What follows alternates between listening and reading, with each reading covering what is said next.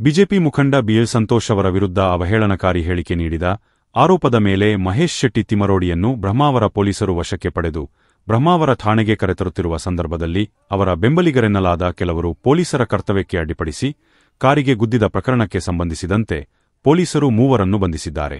ಬಂಧಿತರನ್ನು ಉಜಿರೆಯ ನಿವಾಸಿಗಳಾದ Srujan L, Hitesh Shetty, Sahan ಎಂದು ಗುರುತಿಸಲಾಗಿದೆ.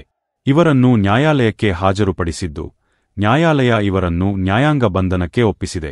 ಜೊತೆಗೆ ಆರೋಪಿಗಳು ಕೃತ್ಯಕ್ಕೆ ಬಳಸಿದ ಕಾರನ್ನು ವಶಕ್ಕೆ ಪಡೆಯಲಾಗಿದೆ ಎಂದು ಪೊಲೀಸರು ತಿಳಿಸಿದ್ದಾರೆ.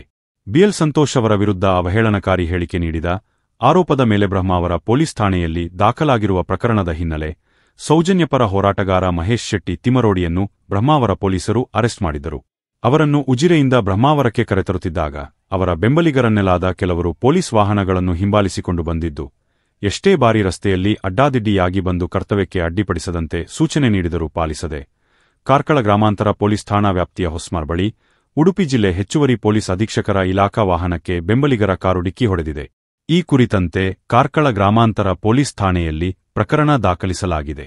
ಈ ಪ್ರಕರಣದಲ್ಲಿ ಪೊಲೀಸರ ಕರ್ತವ್ಯಕ್ಕೆ ಅಡ್ಡಿಪಡಿಸಿದ ಉಜಿರೆ ನಿವಾಸಿಗಳಾದ ಸೃಜನ್ ಎಲ್, ಹಿತೇಶ್ ಶೆಟ್ಟಿ, ಸಹನ್ ಎಂಬವರನ್ನು ದಸ್ತಗಿರಿ ಮಾಡಿದ್ದು, ಅವರ ಕಾರನ್ನು ವಶಕ್ಕೆ ಪಡೆಯಲಾಗಿದೆ ಎಂದು ಪೊಲೀಸರು ತಿಳಿಸಿದ್ದಾರೆ.